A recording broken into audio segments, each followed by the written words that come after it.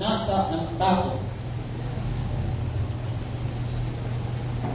Dahil dito, ipinagdadala sa kanila ng Diyos ang paggawa ng kamalian. Kapag ang pinapaniwalaan ng tao ay mali, ayaw mo magbago, at ang gusto mong paniwalaan ay mali, papahintulot ng Diyos na maniwala ka na talaga sa kamalian. Right. Amen. Alam niyo ba, si Adonis ay isang gwapong lalaki. Pero alam niyo ba mga kapatid, dahil sa kanyang kagwapuhan, nadaya siya ng kanyang sarili. Lagi kasing tumitingin siya sa kanyang sarili. Pag tumitingin siya sa tubig, nakikita niya ang kanyang kagwapuhan, hanggang sa inibig niya ang kanyang sarili. At alam niyo mga kapatid, nakakadaya ang ating magagandang pangangatwiran.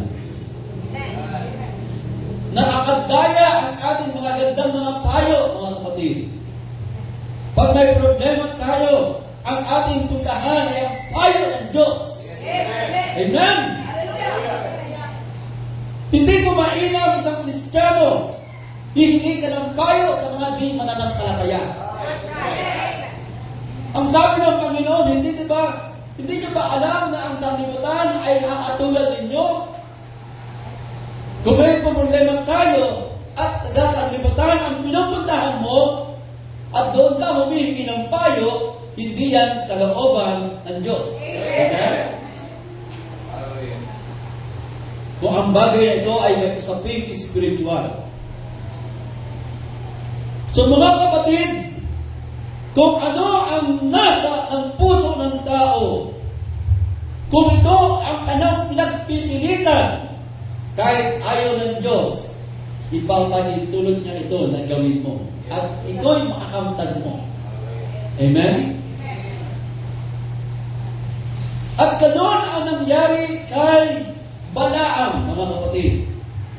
Si Balaam ay isang propeta ng Diyos. Ano ang nakapagpabago sa kanya? Nasapagitin niya, mga kapatid, yung kayamanan. Nagdaya siya ng kayamanan.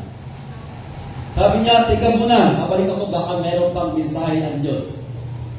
Baka meron pang second thought ang Panginoon. Sayang din yung kayamanan ni Balaam. Mga anak ng Diyos, ito ang isa sa mga nakakatandaya sa mga mananampalataya. Kayamanan.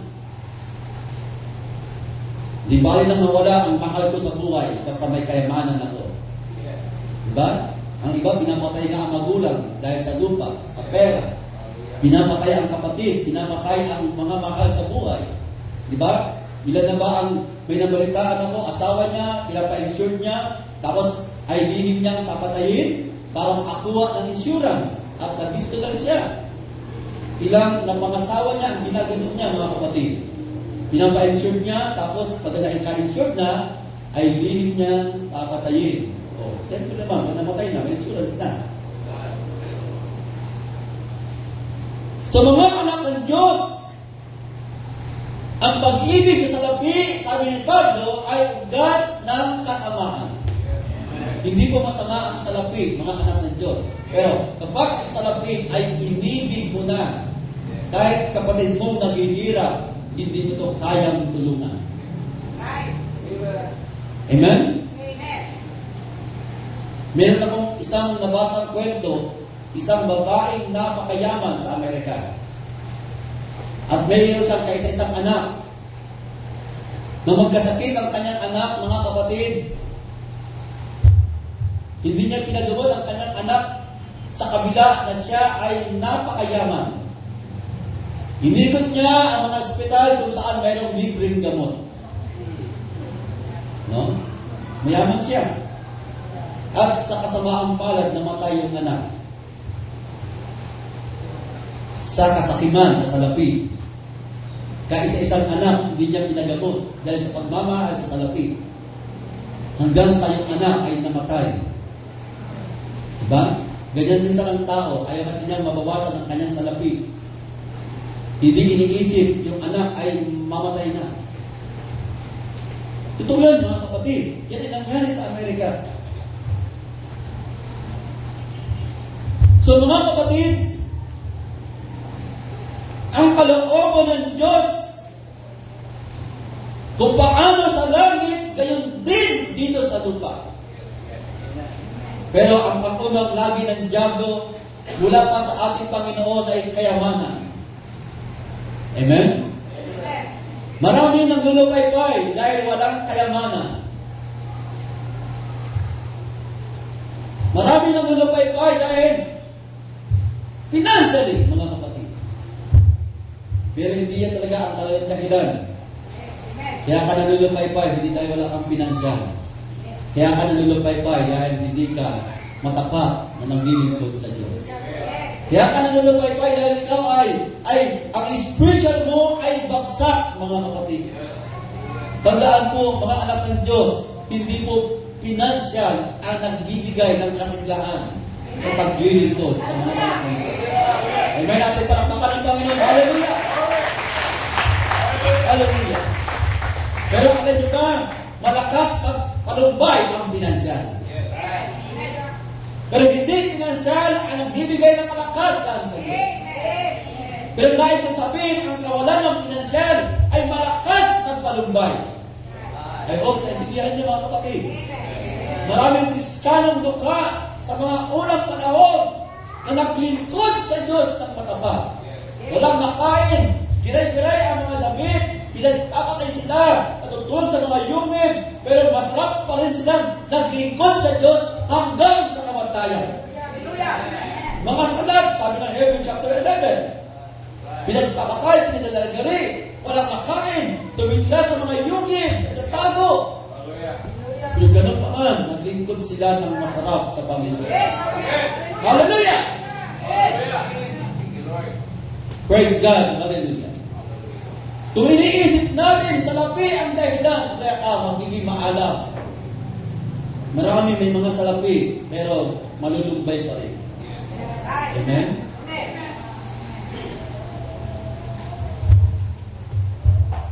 Merong nanalo sa loto, sa dami ng humihingi ng balato, nagpakamatay na lang.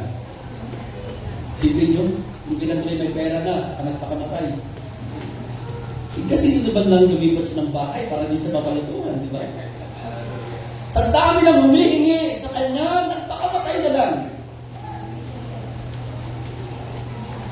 Mga anak ng Diyos, ang ating kapabayaan sa paglilingkod ang dahilan ng ating panglulupaypay. Ang kawalan ng panalangin, ang kawalan ng pagbabasa ng Biblia, ito ang pangunahing dahilan. Amen?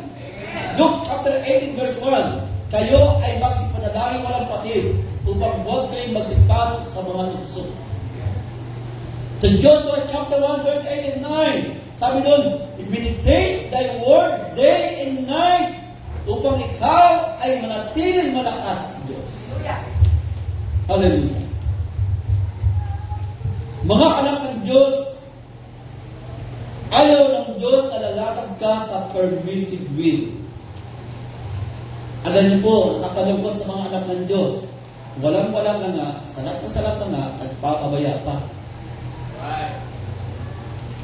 Nakuha niyo ba mga kapatid?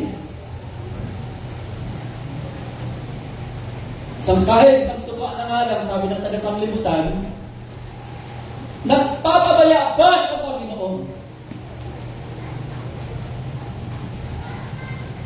Ang iba naman na pinagpala financially, nagpapabaya din.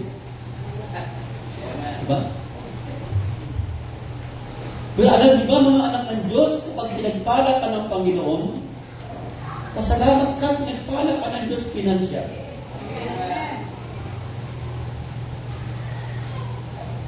Ang dapat ay magkaroon ka ng utang na loob sa Diyos. Kung pinagpala ka ng Diyos, binigyan ka ng hanap buhay, tapos matamlay ka pa rin, ang tingin ng Diyos sa'yo, wala kang utang na loob. Amen? Kaya binigyan ka ng hanap buhay, binigyan ka ng pagkakitaan, binigyan ka ng trabaho,